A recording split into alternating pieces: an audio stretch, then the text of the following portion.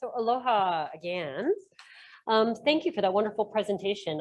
That's the first time that I've gotten to hear that presentation. It was really fabulous, and I hope that it opened a lot of thinking in your mind, right? I kind of want to sit here and think about what she just shared with us a little bit. I often approach things from a very scientific standpoint, and I actually had looked up the John Muir quote that says, it's misquoted, so I'm going to just also paraphrase it, but if you tug on anything in the universe, you'll find that it's connected to everything else, right? I was sitting there thinking, I'm going to get up and I'm going to talk about this quote, and I'm going to talk about how science is connected, and I will. But I think that what we just heard is that the thing that sits at the center of that diagram is not the science, and it's not the traditional knowledge, it's us. If you listen to what she said, what does it look like we do this? What does it look like we do this? What does it look like we do this?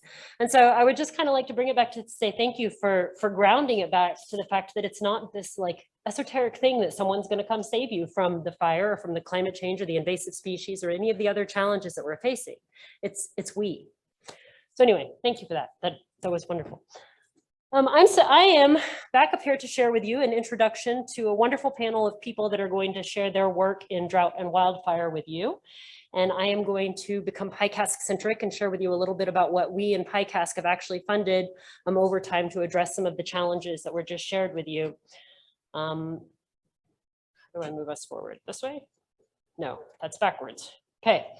So to move us forwards, I'm going to share some of the programs that we are able to use within PI-CASC.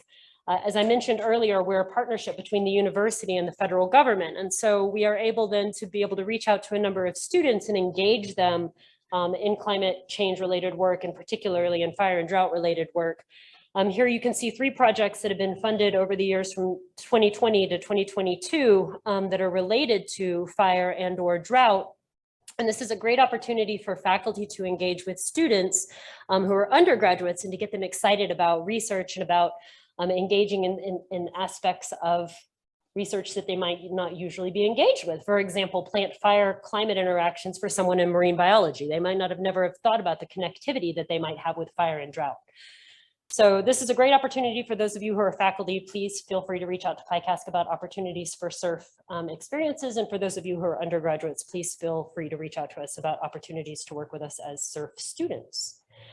We also have opportunities for undergraduates and for graduate students. Here are 2 examples of projects working in fire and human systems.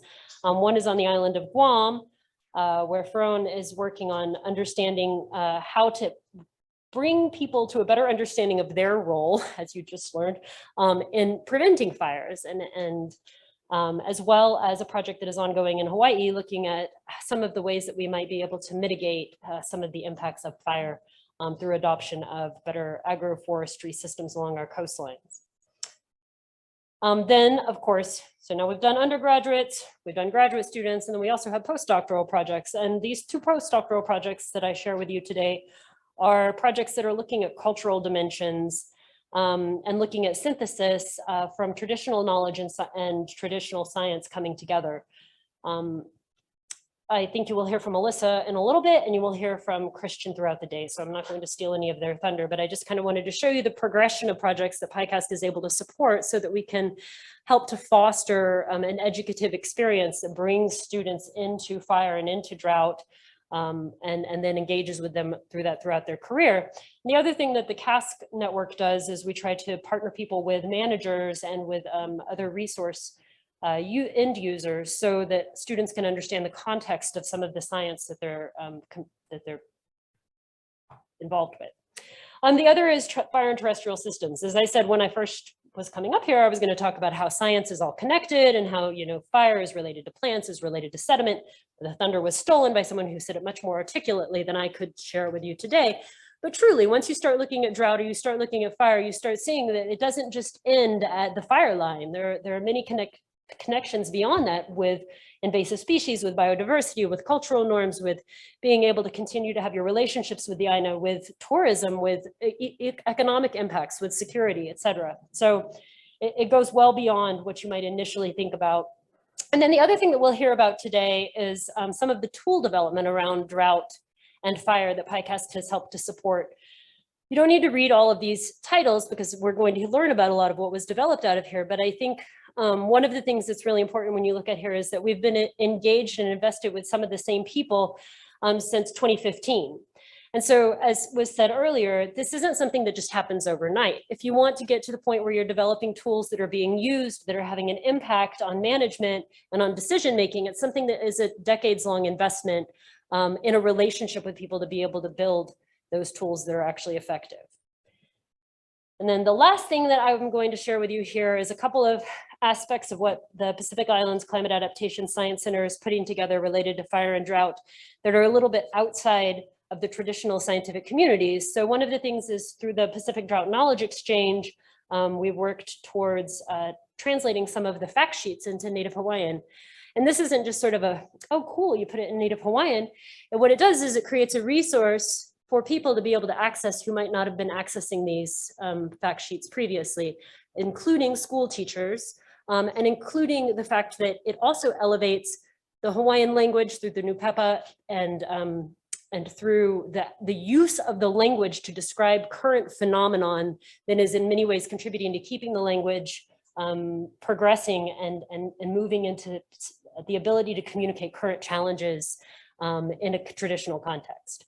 So it's really exciting to be able to work together on that. And then the other thing that I would highlight that we are doing in the Pacific Islands Climate Adaptation Science Center is we're working to develop K through 12 curriculum related to drought and fire.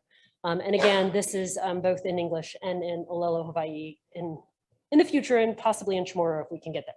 Anyway, without further ado, that is the current PI-CASC portfolio in fire and drought. And I don't think that I'm allowed to take any questions, right? You know, I'm being managed, so I'm just making sure that I'm not to take questions. Roll into the next one. Okay, so without further ado, I'm going to introduce Dr. Ryan Longman. Dr. Ryan Longman is a climate scientist whose research is focused on the development and dissemination of climate data and knowledge products in Hawaii and the US affiliated Pacific Islands. Dr. Longman co-leads the development of the Hawaii Climate Data Portal, the HCDP, and the Pacific Drought Knowledge Exchange, which is the PDKE. The main objective of his work is to make data and information more accessible to users so that it can be used to make adaptation decisions that build resilience to observed and projected changing environmental conditions. And with that, I introduce Dr. Longman. Thank you.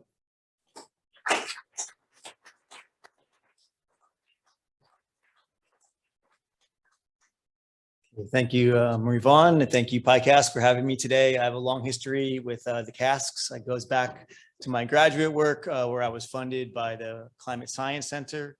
Now PI-CASC is funding several projects, PDKE projects. So it's really wonderful to be here. I feel like part of the PI-CASC family, and I'm really happy to share some of this work. Today, I'm taking a little bit of a different approach. I'm not going to talk about one particular project. I'm going to talk a little bit about the data and infrastructure that supports a lot of ongoing projects. I don't think this information is well known. I don't think it gets held up enough. And I think that it's really ties into a lot of the other things you're going to hear today.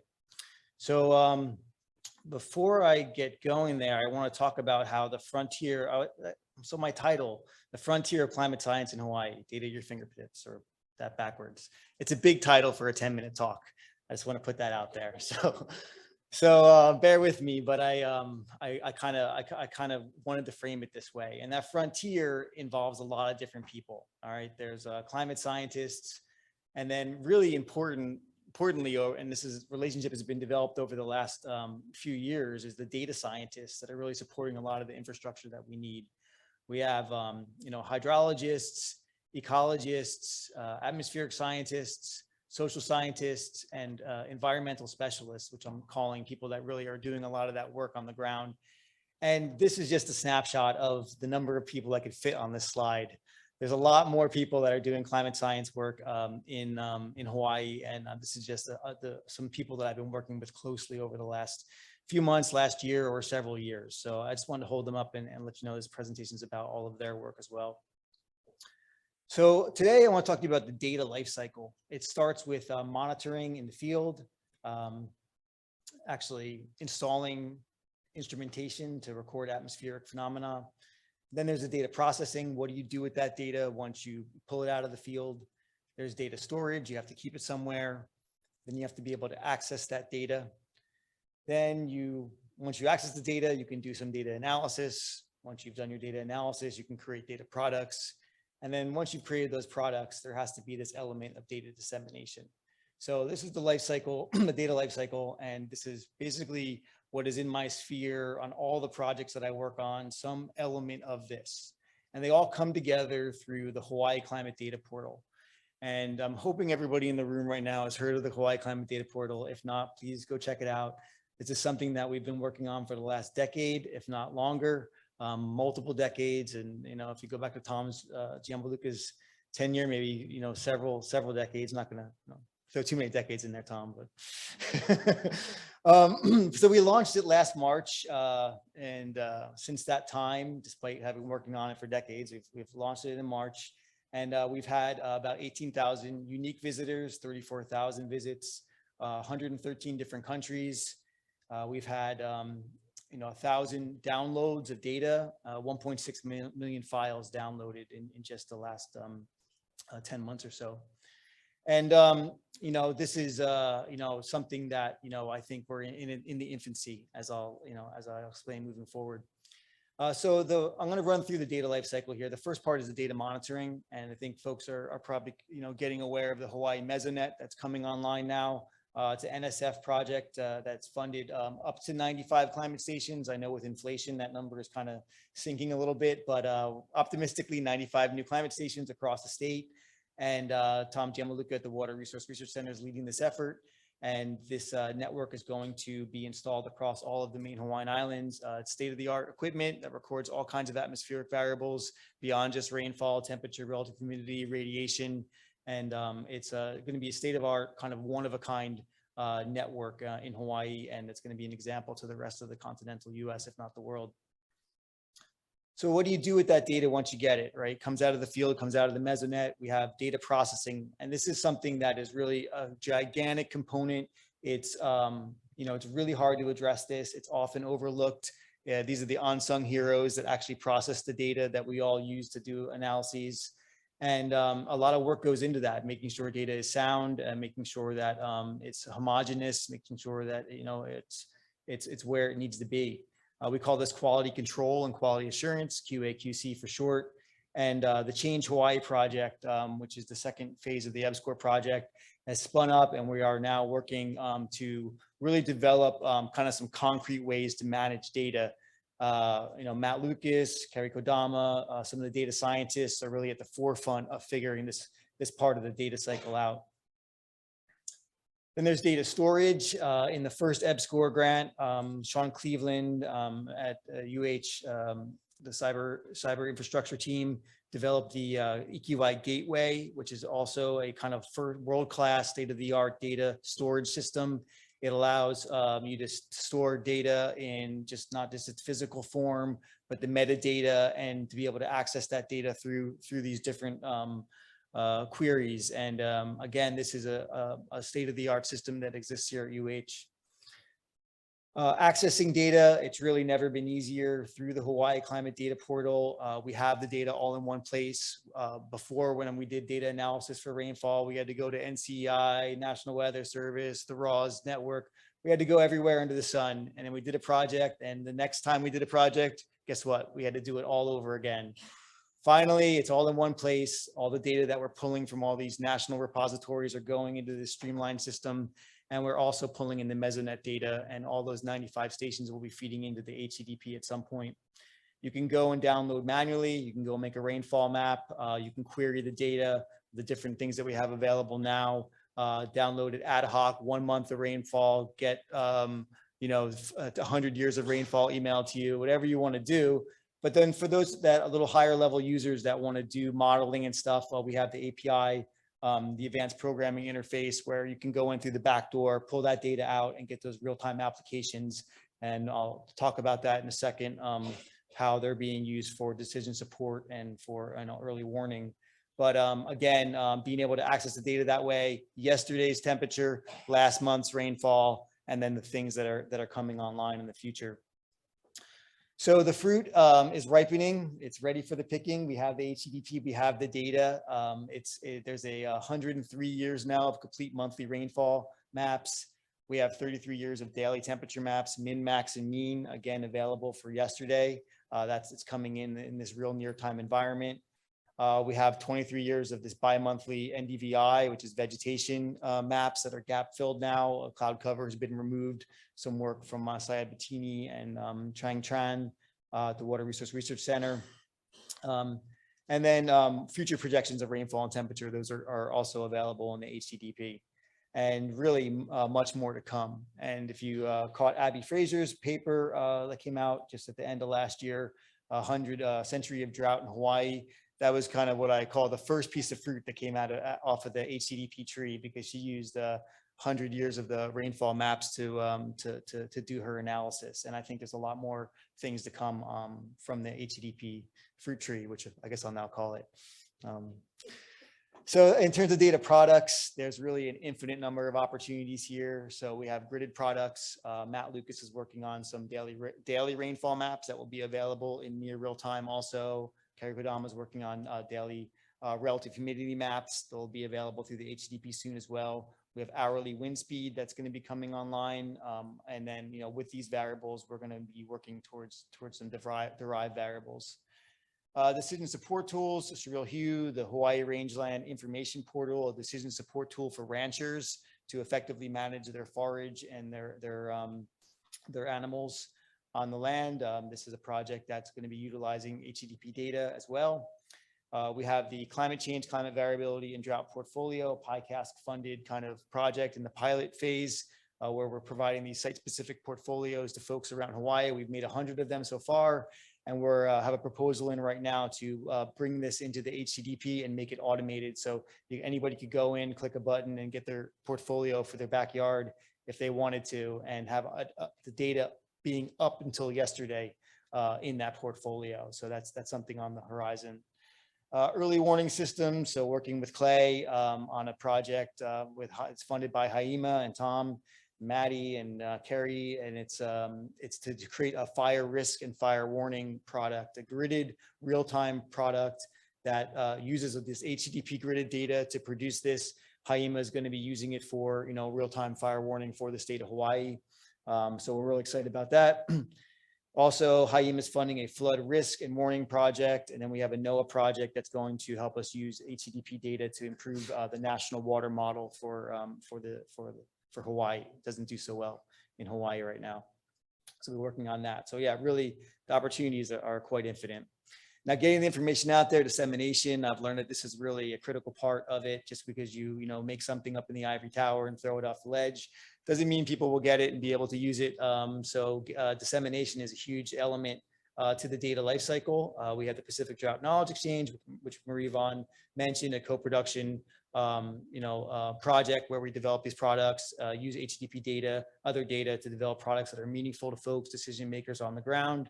We have educational resources, Emily Senso, the storyboards, the social media, things like that are coming out of HTTP and PDK derived products. And we have the HTTP user group, which is spinning up kind of a community group based on stakeholders giving input on what they would like to see in the future. And then social media, I do a weekly post on something to do with the climate or cultural knowledge or something every single week on Thursdays. So if you want to kind of follow along HTTP activities, we do that as well. I'll give you the hashtag or whatever you call it for that, HI climate portal. And so, yes, that's our hashtag thing. So, but really the opportunities are kind of infinite, like I said. So the future does look bright for this research, for the things that we're doing and the things that we have yet to do. The Mesonet is, as I mentioned, kind of a one-of-a-kind operation in this country, if not world. That's going to be a model for all those that want to do a Mesonet in the future. It's going to provide us high quality data across the state. It's going to make all of these products I mentioned, the fire risk project, the Hawaii rangeland tool, every tool product developed that's gridded is going to be better informed because of this Mesonet project.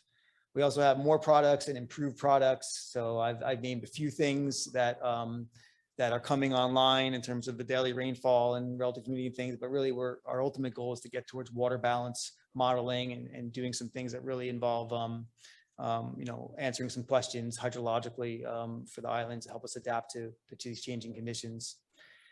And then a synergy of projects. So you heard a lot of acronyms: HEDP, PDKE, PFX.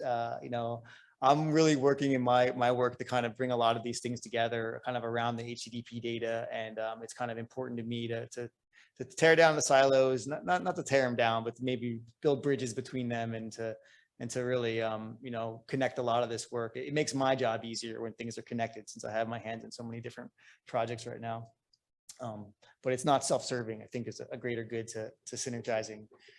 And then I think really would hold us up. The HCDP, it means less time for data collection, less time for all that processing, jumping through hoops, everybody doing the same thing around the university, and having that data all in one place makes life a lot easier, makes the research more efficient.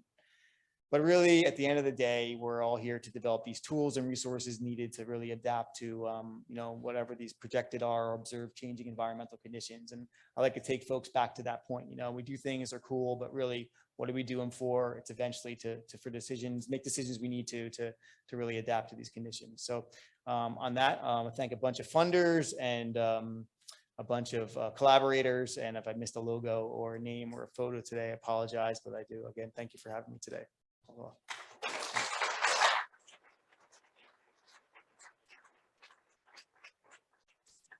Thank you very much, Ryan. We have time for one quick question, if there is one, while we're transitioning to the next speaker.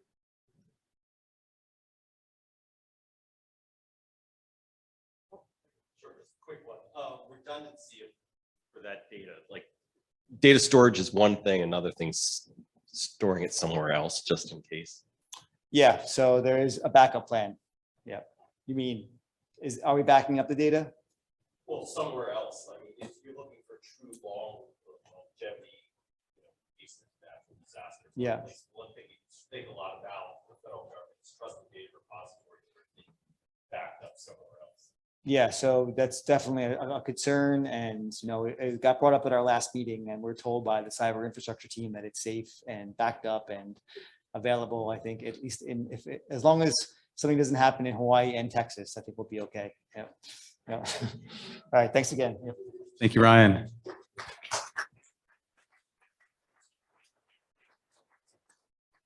If anybody's missing a cell phone, come see me at the break.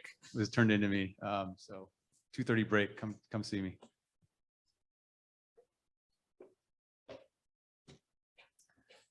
Aloha.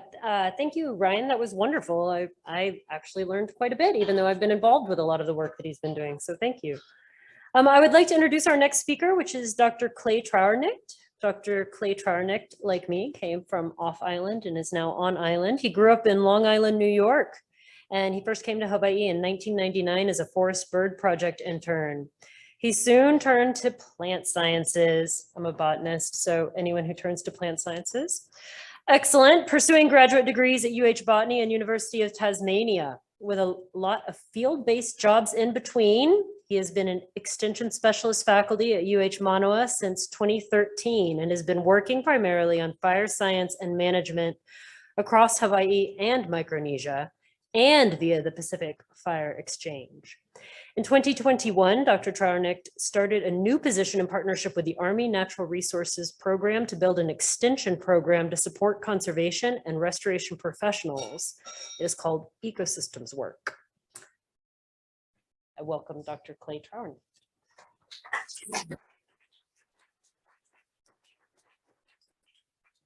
Yeah, thank you for the intro, and thanks for the invite as well. I'm going to be talking about fire mostly today, and I'll plug that ecosystems program a little bit afterwards. But I kind of wanted to talk about fire science, a little bit about that, but also mostly in the context of the Pacific Fire Exchange. I think that Elizabeth gave an intro that I could never have given as far as like this bigger picture. And the Pacific Fire Exchange is kind of one of those little pieces that we have been working together on for a long time with other partners that I'll mention. And so I think it's just important to sort of, as an example of where we kind of a way to insert science and also really inform science, right? I think the bigger picture in terms of that cycle between information getting out to the public and then how it's being used is really like, how do you like insert public interest back into science? How do we make sure that what we're doing is relevant? Like Miles and Wayne Ching have like really pushed for, advocated for a long time. And so be pretty fortunate to kind of have them as mentors. So Hawaii has been experiencing fire for a long time, and it's just like not a new problem. This is one of the first big ones on record. 1901, a Hamakua fire burned 30,000 acres and burned over 3 months. And so at the time, the territorial government kind of was freaking out. What the heck is going on? They invited the US Forest Bureau. I'd like to point out that this big burn, I don't know if anyone's familiar with the big burn that really started the US Forest Service. This predates that by a few years, right?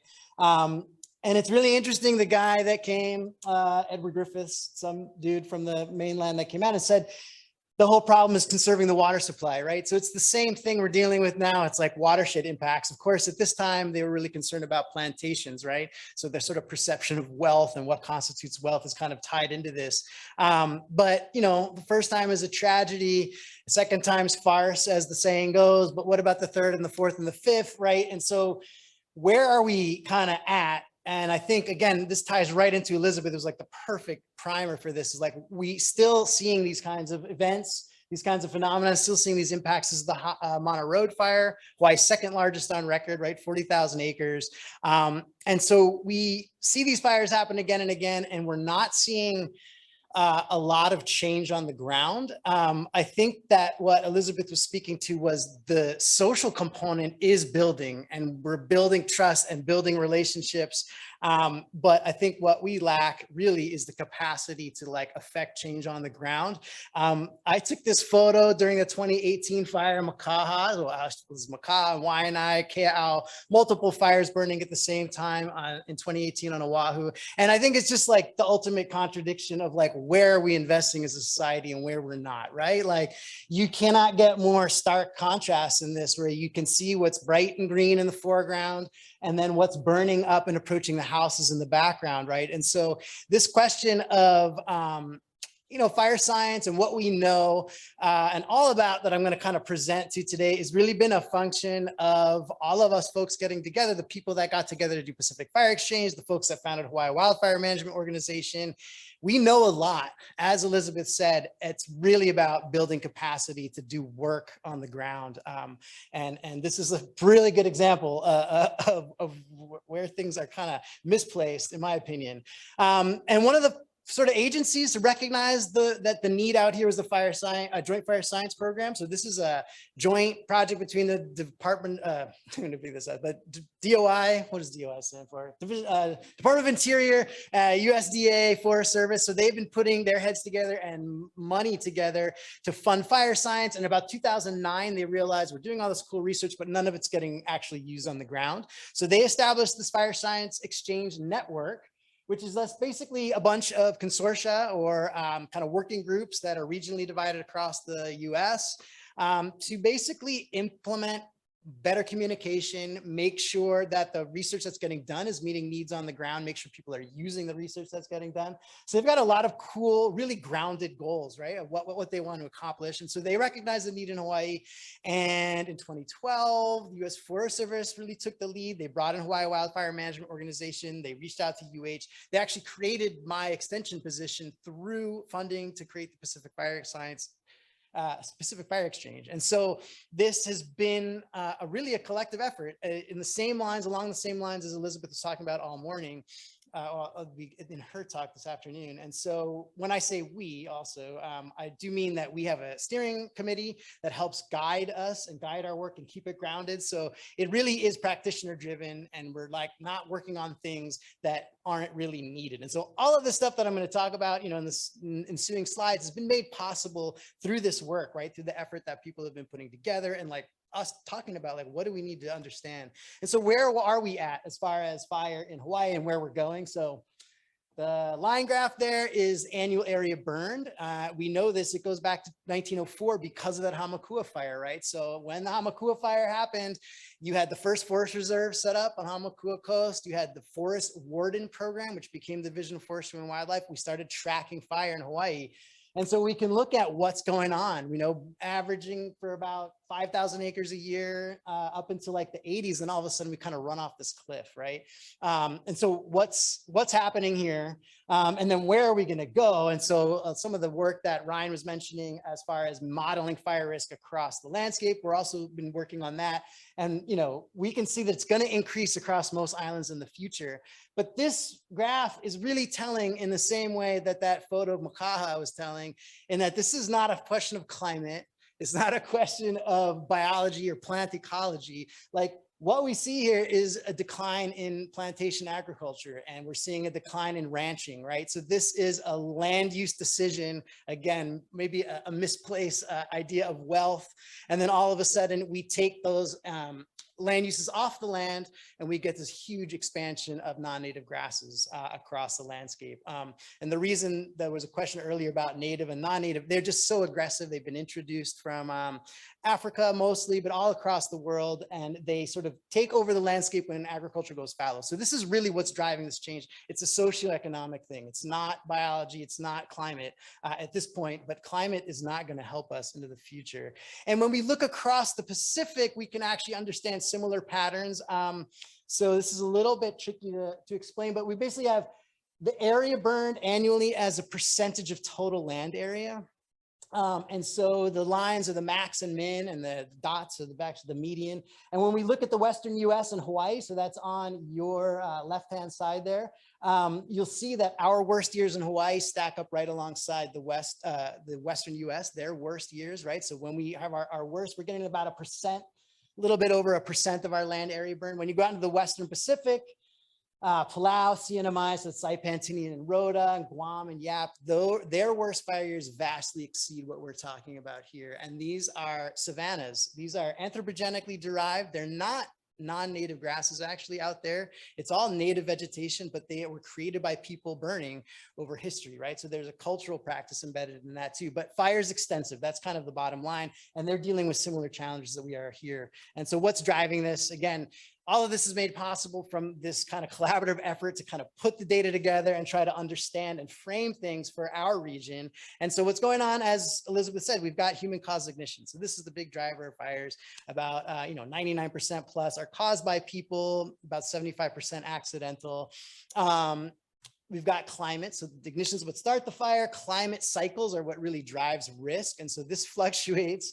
Yeah, El Nino is one of these big events that's kind of region-wide, right? That causes drought. But also what El Nino does is it actually gives us this 1-2 punch of unusually wet summers preceding those drought. And so what we see when we do this modeling that kind of Ryan was talking about is actually the grasslands are so extensive and they're so sensitive to rainfall that these green up events from heavy rainfall actually drive fire risk more than drought. So what we have this perfect storm where we get these big rainfall, these green up events, things cure, the grasses dry out. And so that's really what's driving fire risk cyclically over time. And then the extent of these grasslands is kind of overwhelming. You know, we're talking about 1 million acres on Hawaii alone. It's similar stats for Guam is about 25% of their land area is covered in these savannas. Yap, a little bit less than that, Palau, a little bit less, but they've got these extensive grasslands, which go right up to our forests. They're right around our communities, right? And so it's really prone for fire, carrying fire up into the watersheds and getting these large events. This framework is also really useful because we can do other things with it. We can understand what's driving, where we intervene, basically, right? So ignitions is a social problem. So Elizabeth talked a lot about what we're doing to try to address that, just public outreach and education. We can also use these factors to model where and when fire risk is high over the landscape. So this is some of a teaser for the work that Ryan mentioned as far as being able to kind of predict where and when fire is happening. But really the only thing that we can actively target here is vegetation, right? That's the one piece that's missing as far as capacity. We know how to create fire fire resilient landscapes. We know where, what aspects of the vegetation create risk. It's a matter of getting out there and doing the work to address that. And so this comes in with PFX, the work we've been doing. You know, a lot of it's fact sheets. So we do actually try to compile information and make it available. So, you know, when we have talked to folks about what they want to know, they're really interested in planning and mitigation, right? And this comes from land managers on the ground up through fire responders, where the biggest limitation that we're facing here is the work before the fire happens. Once the fire is burning, there's not a lot we can do about it, as Elizabeth said. And then after the fire, unless you're dealing with federal lands, but there's some pots of money there, we don't have a lot of resources to really mitigate those impacts post-fire. So it's really beforehand that a lot of the focus that people want to do. But beyond the fact sheets, as far as boundary spanning, as far as trying to like bring these people together, it's relationships, it's trust building, right? So trying to bring in interested parties and learning from them. Even when Joint Fire Science Program decided to fund Pacific Fire Exchange, they kind of recognize there's limited science being done out here. And so what we're trying to do is pull together local knowledge and try to understand where, what folks that have been dealing with fire for decades know and how we can apply that. It's also about just being transparent about what you're trying to do, right? So when you're going to work in communities like in the Pacific, this is a workshop, so we were doing pre-COVID in Chuk, for example, like just being open about how we're using it, what our goals and project objectives are, right? And so things like logic models to help you plan out what you're going to do and how you're going to meet those goals, whether you are or not. And then finally, the fun stuff is just like making these resources, creating these opportunities for people to get together. And so, you know, this is it was a really fun example of that, where we had educators on Guam. We developed a curriculum, a wildfire science curriculum for the schools with Romina King and a bunch of other folks. And then we had the teachers come out and work with the forestry guys to see like how they cut line and how they, you know, assess fire risk and things on the landscape. So just really bringing people together. One of the other big limitations that we recognized was just not unrealistic expectations of fire responders, right? So getting land managers and fire responders to talk about incidents, get them on the land together, and see like where people can kind of help out each other as far as reducing risk and making safer conditions. And back to the kind of ecosystems or moving forward, as Mary Vaughn said, I actually started a new position. So I'm still doing fire, but it's still in the same department and an extension. I just wanted to give a shout out to the Army Natural Resource Program. But it's interesting because, and we'll hear from Kapua a little bit later, but we're kind of dealing with similar stuff. So it's like just fire as a piece of these other threats that are sort of impacting our watersheds and ecosystems. And I think just going back to this idea of capacity, they're in the same boat, right? They're looking at this huge landscapes of non-native ecosystems, including grasslands and fire adapted ecosystems, kind of fringing these little remnant spots, relatively small, of native habitat. And so like, what are we doing to support them? And how do we kind of make their jobs more effective? And so that's kind of moving to the future. As far as fire related stuff, yeah, PacificFireExchange.org, you can jump on Hawaii Wildfire's website as well, but I encourage you to check this out. We've got a communications listserv, like a resource roundup, we call it. And so if you're interested in what's going on, you can check that out. And, you know, the idea, right, is to move beyond the situation in the photo. I actually wanted to end this with a little bit more positive slide, but like, fire suppression, we're like maxed out, right? We're not going to put this kind of fire out, but we need to move towards like fire resilient landscapes where we know how to change these conditions. We can actually take action on the ground. And that's one of the things that distinguishes fire as a phenomenon from a lot of these other climate related impacts. So thanks.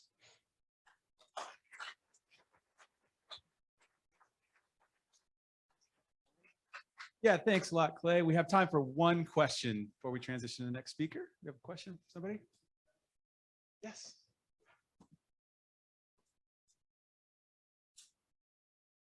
Thanks for that great talk. There's a lot of information there. Yeah. I'm not from here. I live in the Pacific Northwest, Okay. and where we have massive wildfires that completely, you know, denude the landscape for very long periods of time, as I'm sure you know. Can you just give me I kind of missed something here. So originally the Hawaii was covered with forests. The plantations came in. When the plantations moved out, then the grasslands came in. Okay, And that, yeah. and then, but the forests that exist did not have a natural fire regime with them. Okay, so try to do this in a minute. Yeah, no, that's okay. It's probably because I'm trying to slim the slides down too much, but basically, prior to people, fires were very limited here because you had very few ignitions, right? Only with active lava flows, very rare lightning strikes. So the ecosystems that existed prior to people were very sensitive to fire. They're just not well adapted. And in reality, though, what really happened was when Hawaiians came, they were using fire as a tool, just like everywhere else in the world. Like it's this, really important tool for land management. But what really flipped the switch was when Europeans arrived and brought in all of these weeds and invasive non-native species. And so all of a sudden, you kind of have this positive feedback where you get these very aggressive fire-adapted grasses and shrubs, which once they establish and they make the landscapes much more likely to burn, very difficult to suppress these fires. And as those fires occur, they burn into the edges of forests. And then instead of native trees and other plants coming back, those weeds outcompete them. So it's more of that feedback between the competition of weeds and then the impacts that the fire has on the forest. We have native plants that can do fine after fire. Koa is a great example, but like in combination with those weeds, it just can't quite recover. But it's really like the grass fire cycle is a little bit misleading because it's not just like it burns and that's what impacts the forest. It's really what's established prior to the fire is this land use change. It's been, you had widespread plantations, widespread grazing that really change and transform the landscape. But now the footprint is, I think it's about 60% decrease in the extent of land under those land use practices. When you pull that stuff off the land, these weeds come in. And so especially for our dry leeward areas, that's where really what's driving this fire cycle. It's a change in land use.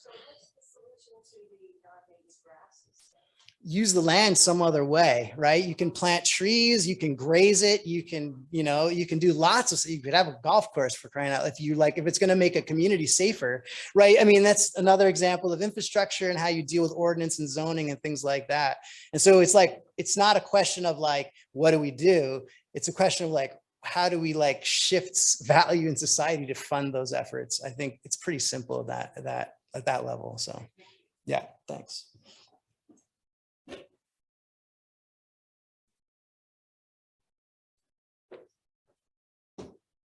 Aloha, and thank you for that presentation. That was fabulous. And again, I wish that I had 20 minutes to think about it and to digest it, but we will move on. I would like to next introduce Dr. Elliott Parsons. Dr. Elliott Parsons is currently a University of Hawaiʻi specialist working with the Pacific Regional Invasive Species and Climate Change. And if that sounded like a mouthful, the way that we refer to it is Pacific RISCC and Management Network. It is a multi-partner collaboration that has been developed across Hawaii and extended into the US affiliated Pacific Islands, and it is dedicated to understanding the interactions between invasive species and climate change across this Pacific. And the goal is to improve management strategies through this network development. Prior to this role, he was a resource manager at Pu'uwa'awa in North Kona for 12 years, where he worked on invasive species issues associated with both drought and wildfires. Dr. Parsons has taught courses in wildlife science at the University of Hawaii at Hilo since 2016. It's my pleasure to introduce you.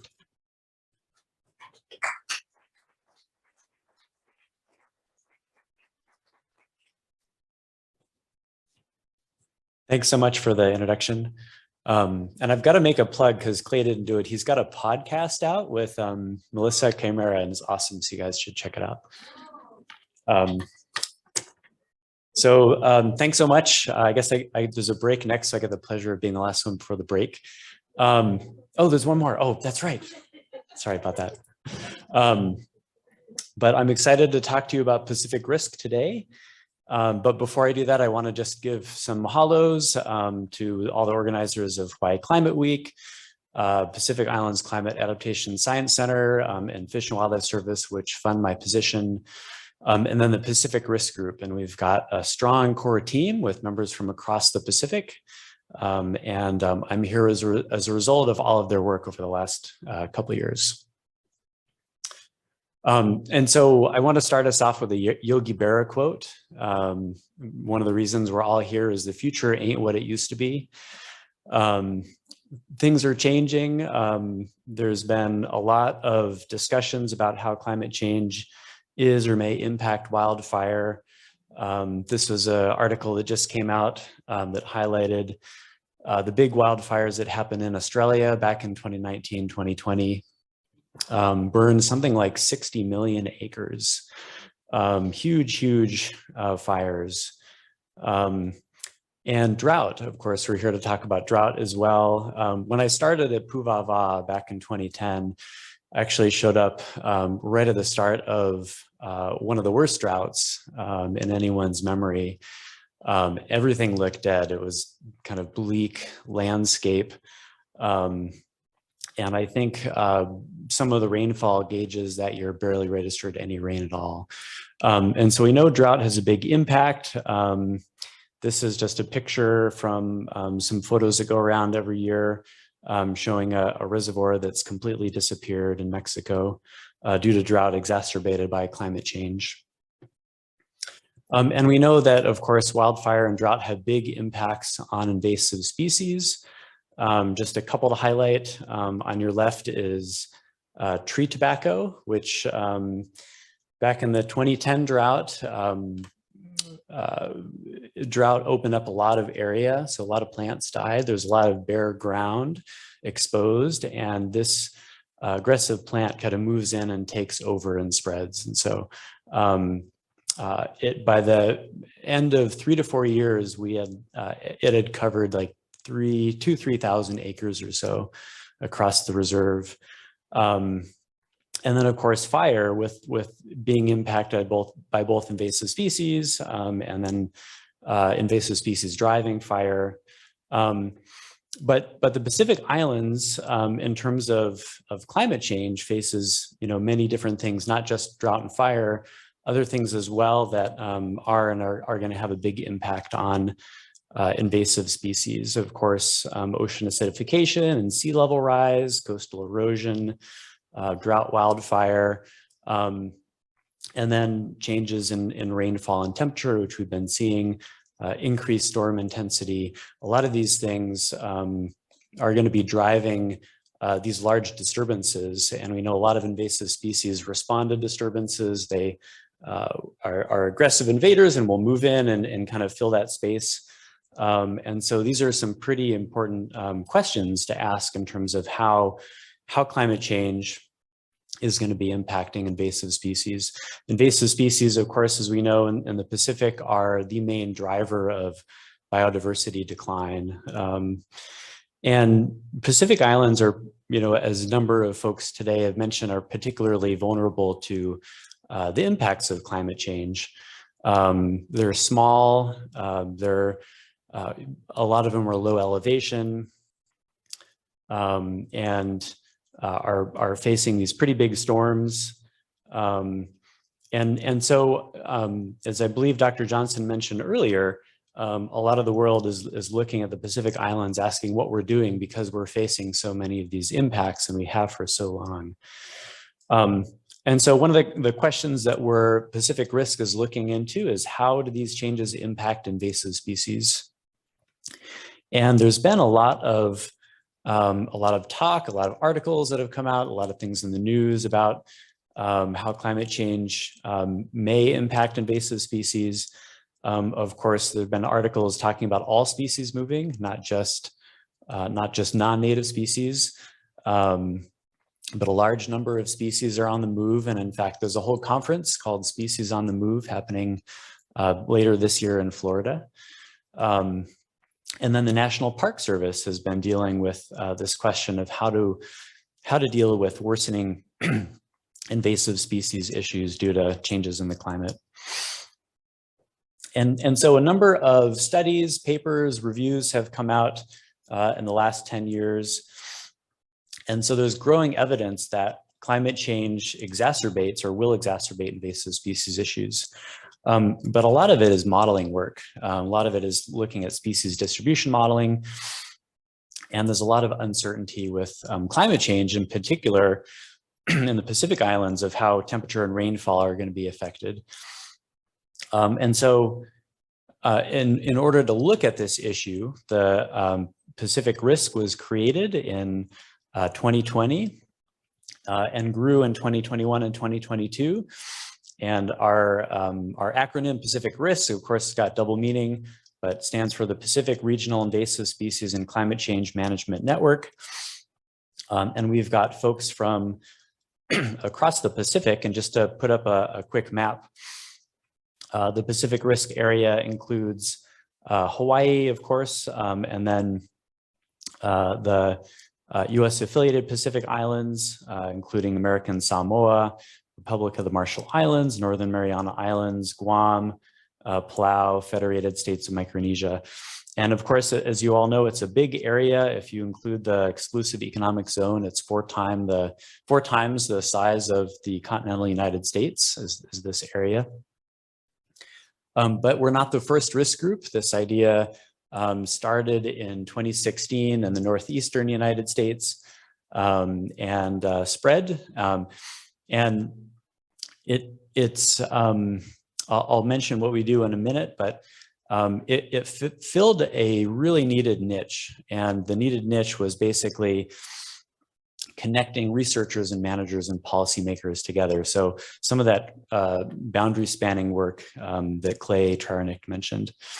And so Pacific RISC and Northwest RISC started around the same time, and then a couple others have begun recently as well. And so what do we do? So there are a number of things. We're facilitating a network of folks. We have a Pacific RISC listserv as well with almost 400 folks. And we've got a monthly webinar series. We're trying to create a space for engagement to talk about important questions and issues, develop information sharing strategies. And then because there is so much uncertainty, trying to prioritize research, what research is needed to fill the gaps. And then finally, develop some management strategies to help deal with these increasing invasive species issues. We're also doing a literature review to see what's out there over the last 10 to 15 years. And again, I mentioned there's a lot of modeling work. There are quite a few studies that predict range expansion of different invasive species across many different taxonomic groups. Invasive bees, fruit flies, mosquitoes, frogs, snails, plants, fish, green algae. And then of course, as islands, we're unique in that the species aren't shifting to, from the south up to northern latitudes, they're going up in elevation. But there are also other potential changes too, range contraction, plants that are maybe up to their upper limit, maybe declining. And then of course there are small islands that may be heavily impacted on with sea level rise. And so invasives may decline on those islands. So I don't have too many answers for you, but I do have some questions to ask because I think that if we can ask good questions, then we can kind of together come up with some of the science that we need to address those questions. But one is, what do we want ecosystems to look like in the future? With half of all species on the move, things are a moving target, and we've got to be really thoughtful and careful about what we want to see out there. What role should we play in those changes? And then how do we adapt management to these interacting threats of climate change and invasive species? And I'll just point out one big ecological transformation that's gotten a lot of headlines, and that's the last 3 decades, the Kenai National Wildlife Refuge, a huge refuge that, due to spruce bark beetles and fire, converted from a spruce forest to grassland in just 30 years. And so my question for everyone is, how will we chart our course? Can we resist the changes that are coming? Should we accept ones that we can't change or do anything about?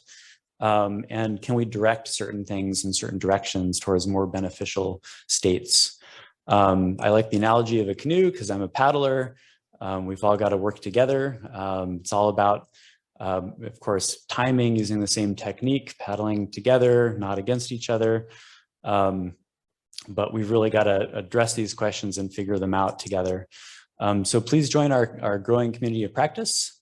Check out our website and email me if you want to be included on our listserv. And we'd be happy to have you join us. And thank you so much.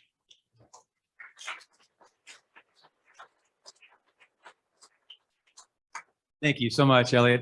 If it's okay with you, we're going to skip questions for now. Elliot's on our panel discussion after the break. We don't want to eat too much in the break. You can also catch him on the break if you have quick questions. So we'll move to our next and final speaker before we break. Besides, Elliot has left you with questions to answer. So I think that we all have to come back with our own answers.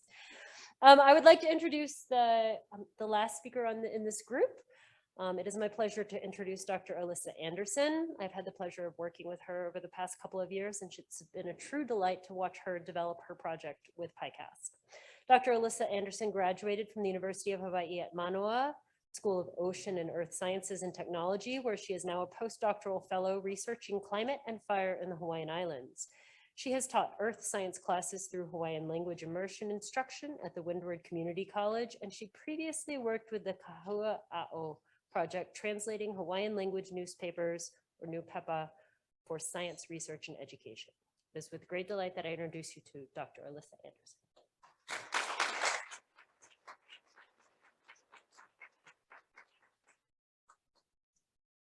Aloha, thank you for the introduction. I'd like to first thank PI-CASC and the PI-CASC team for supporting this type of work, and also give a special mahalo to Lalepa Koga, who continues to teach me Hawaiian language and translation research. So this work is ongoing, but the main takeaway that I'd like to convey is that historical Hawaiian language newspapers can be extremely valuable resources in addressing themes in wildfire science. As we've heard from these previous presentations, fire regimes in the Hawaiian Islands have shifted greatly in the past few years with increased wildfire occurrence, almost all of which has been driven by human-caused ignitions and invasive species associated with changes in land use. But despite all of this recent fire science work on contemporary drivers of fire in Hawaii, the social dimensions, especially considering the historical perceptions from Hawaiian language primary sources dating back to the Hawaiian Kingdom, have been largely overlooked. And as a result, the contemporary dialogue around fire history is written without the Hawaiian voice of the newspapers. So this timeline that Clay showed earlier is wildfire occurrence that goes back to 1904, when the territorial government began documenting area burned. But for some perspective, the Honolulu Fire Department was established back in 1850 by King Kamehameha III. So with this project, we want to look at what was going on in the past that led to this point in the present. One way to do this is looking at the archive of historical Hawaiian language newspapers. From 1834 to 1948, over 125,000 pages of Hawaiian language print were published in over 100 independent newspapers, making it the largest archive of indigenous language writing in the Western Hemisphere. These newspapers record an abundance of information on society, culture, and history, and had a variety of different publishers, editors, and contributors from the community who also made up much of the readership. In these newspapers, Native Hawaiians documented natural processes that they observed locally, including fires, droughts, and associated impacts in Hawaii. There's been previous scientific research conducted utilizing this resource, for example, identifying a major hurricane that struck the islands and providing insight to volcanic eruptions. So we want to see what we can learn about wildfires. And although this is a really large repository of knowledge, only a tiny fraction has been included in modern discourse, as it has only recently become digitally accessible, and it is almost entirely in the Hawaiian language. We developed two main research questions for this project. One is, what is the potential for Hawaiian language newspapers to extend fire history in Hawaii? And two, what were the wildfire contexts recorded in the newspapers? More specifically, we identified these categories of information relating to fire regimes, human response to fire, social perceptions, and ecosystem impacts that we hope to learn about from the newspaper articles.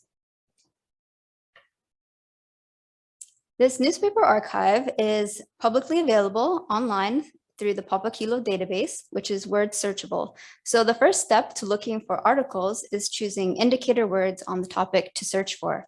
In this example, I want to search for fire, which is ahi in Hawaiian, and that has about 45,000 results, which can seem a bit daunting, but it really gives an idea of how much material is out there. The mentions then need to be sifted through to come up with relevant articles. Here's what an article might look like. And from this, I would identify it as a relevant article and document it in a spreadsheet to be translated.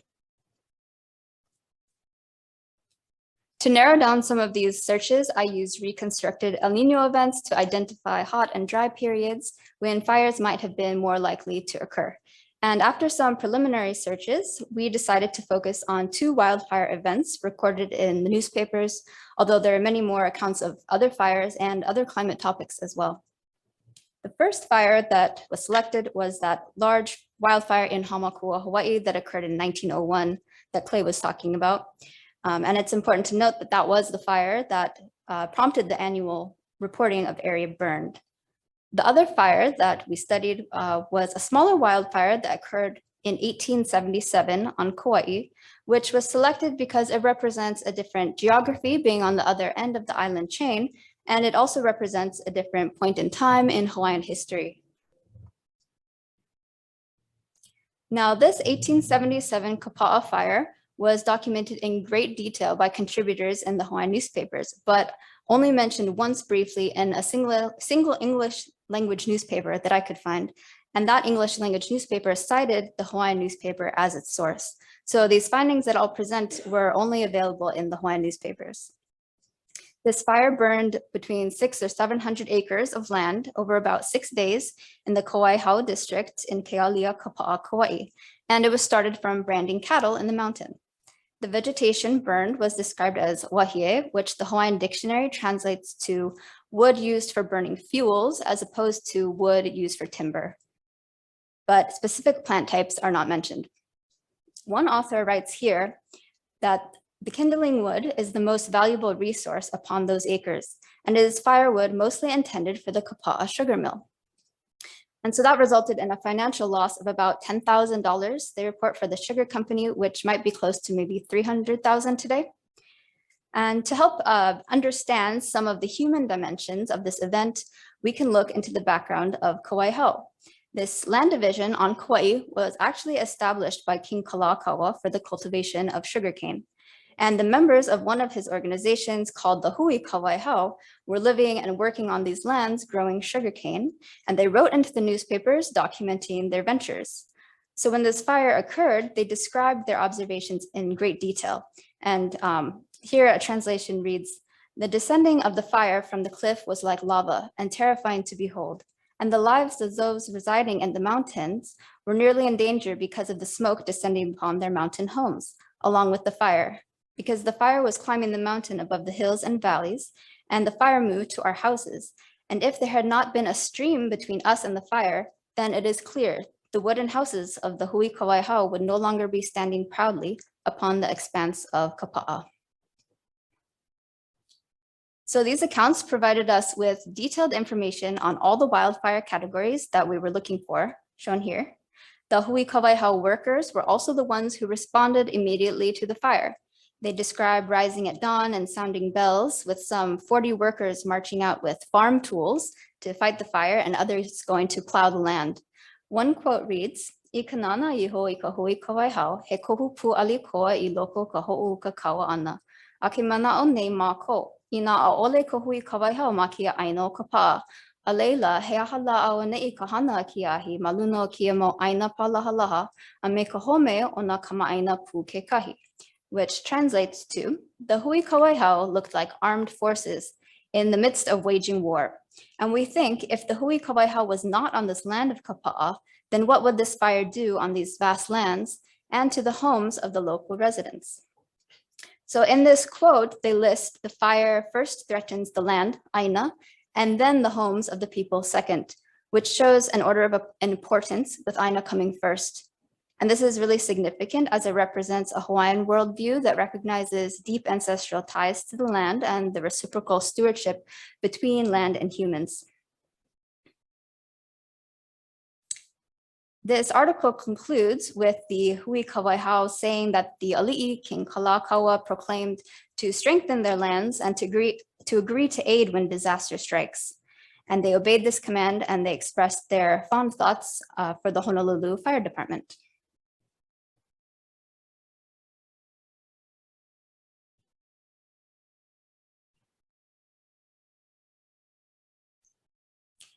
Over 20 years later, in 1901, there was a huge fire on Hawaiʻi Island. This fire burned 30,000 acres. It lasted 3 months until rains ultimately extinguished it. The fire started on sugarcane plantation land, but it also burned pasture land as well as native forests. Because of time, I won't go into great detail here, but we were able to find lots of information on the wildfire categories proposed in the research questions. Here are a few newspaper headlines just to show that although the event was heavily documented in English at the time, it was also covered in the Hawaiian newspapers. And they voiced concerns about water, forests, and government response. And we can see that these same concerns, these same issues that were being discussed in the past are still being discussed today. Which brings us back to the main takeaway from this talk, that Hawaiian language newspapers are extremely valuable resources for addressing themes in contemporary wildfire science and for centering the human element in climate adaptation. Mahalo.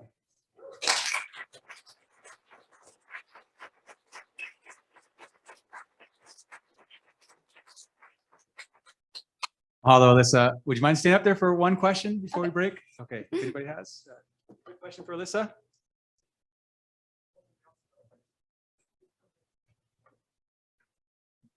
Thank you. I'm fascinated by the prioritization of land over use. And that comes up often in my work as a journalist. And my question is, do you believe that that was a thoughtless construction, i.e., would it not have occurred to be constructed, that sentence structure, any other way, just because it was so much a matter of course to consider Aina, before the people on it? Thanks. I can't speak for the author, but in studying Hawaiian language, everything is intentional. And I've seen that in other instances too. They'll list sometimes resources, but it always goes mauka to makai. And putting this Aina first and then the people second is a natural, it would be called like a loina Hawaiian custom to do that separation. And then whatever you mentioned first is the most important. So, yeah. Okay, thank you. One more round of applause to Alyssa and the rest of our speakers. Thank you.